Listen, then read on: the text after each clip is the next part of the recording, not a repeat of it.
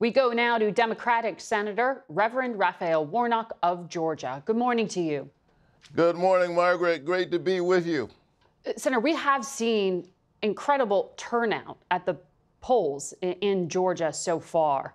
On Friday, though, Vice President Harris spoke about attacks on the freedom to vote, and she specifically referenced the state of Georgia. As you know, the Department of Justice and the state had been fighting going all the way back to 2021 about some state laws that the Justice Department said denied or abridged the right of Black Georgians to vote on account of their race or color. Justice Department did not win that case. Do you think that the Vice President's continued comments could backfire here in terms of discouraging people from showing up to vote?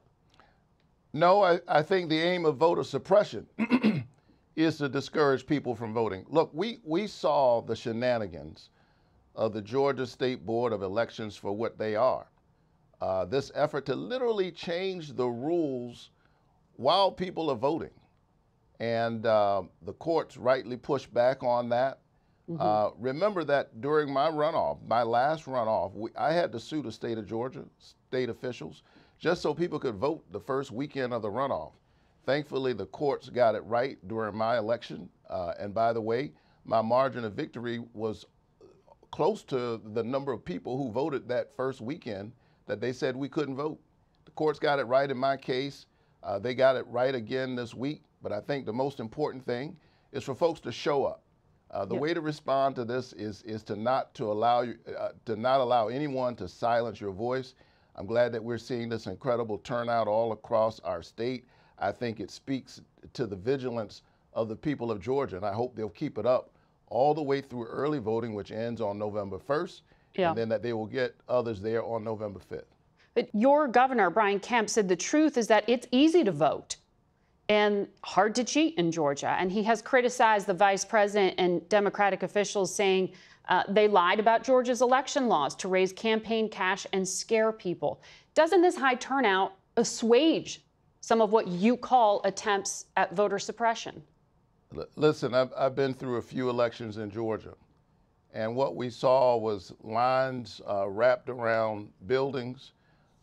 We saw the effort of state officials to make it impossible for people to vote the first weekend of my runoff, and Georgians stood up. Listen, the fact that voters turn out doesn't mean there's no voter suppression.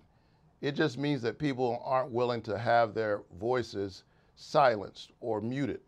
And the good news is that they're showing up, and we'll keep this going between now and November 1st, and then show up on Election Day on November 5th. So you stand by your belief that there are attempts to suppress the vote in Georgia? Listen, we saw what the State Board of Elections did just this last week. But the court— They literally are trying to change the election rules in the middle of the election, and the courts had to undo what they were trying to do. And what I'm saying to the people of Georgia is that the way to respond to this is to keep showing up, because when we show up, we win. And lastly, are you concerned at all about political violence in your state?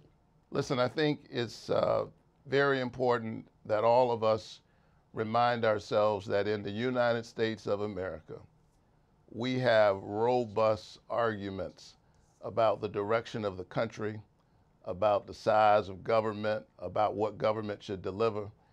And those arguments are robust and sometimes rambunctious in order to avoid violence.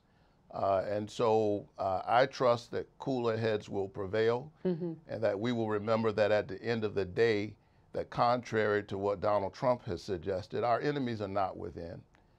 We are an American people. We don't always agree on everything. But the great thing is that we can have this conversation. That's what democracy looks like. And we're seeing it play out right now. Understood. Thank you for your time this morning. Great to be with you.